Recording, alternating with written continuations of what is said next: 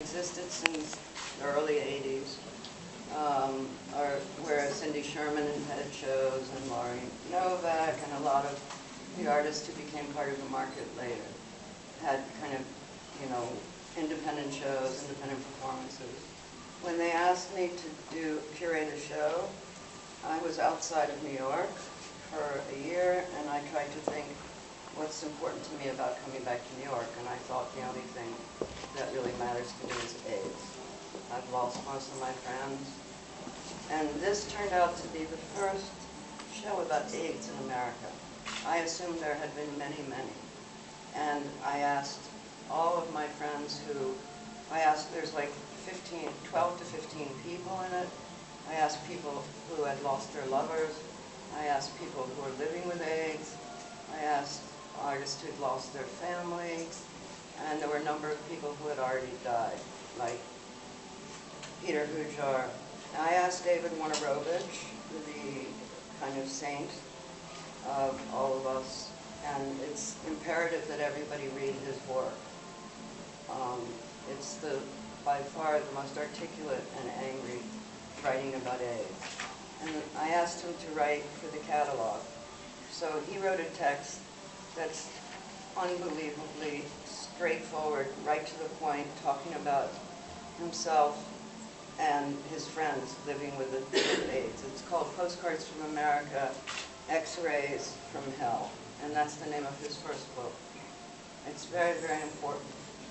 And this is the first text I think he'd written about it. And the woman who ran the gallery, this Susan Wyatt, brought it to the National Endowment. They never would have seen this in a million years. They were not looking for little tiny things like this. She brought it to get attention for her space. And she used David and me. And it hit worldwide news. It was on the national, the front page of national newspapers. And they demanded that David take out words that he'd used in this. And he was really proud that language could still have that effect. That words could still, people could still try to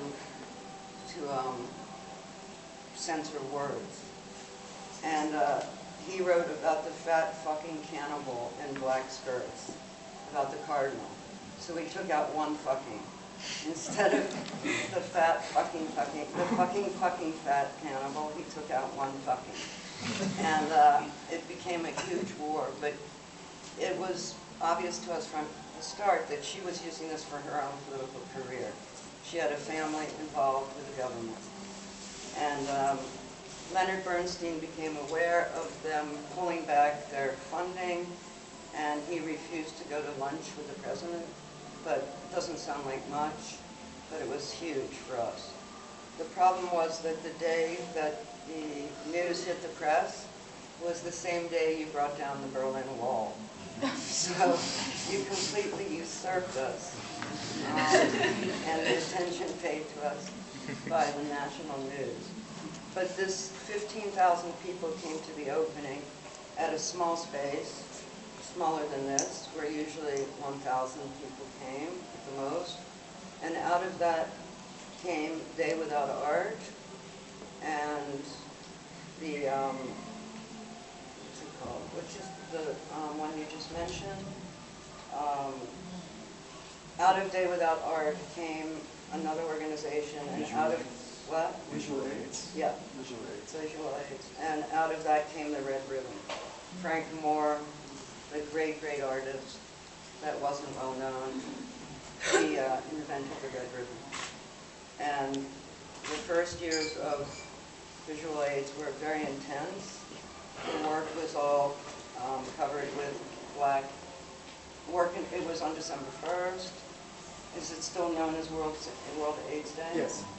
And the museums covered the statues, museums closed. One year they turned off the Empire State Building lights. All the lights in New York were turned off for 15 minutes. It was incredible. And that was a period of real strength that came out of, nobody knew that I curated it. I got lost in the story. But David became the voice of AIDS at that time. And when he died in '93, there was actually a public funeral in the streets of thousands and thousands. But Susan Wyatt may look good in there, but She's clever. yeah.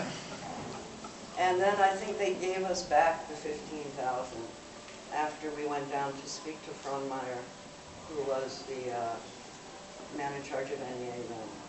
It was Bill T. Jones. It was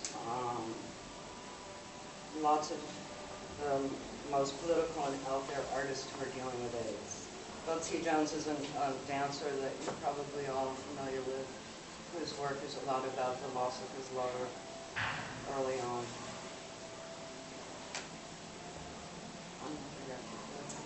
Shall we talk a little bit about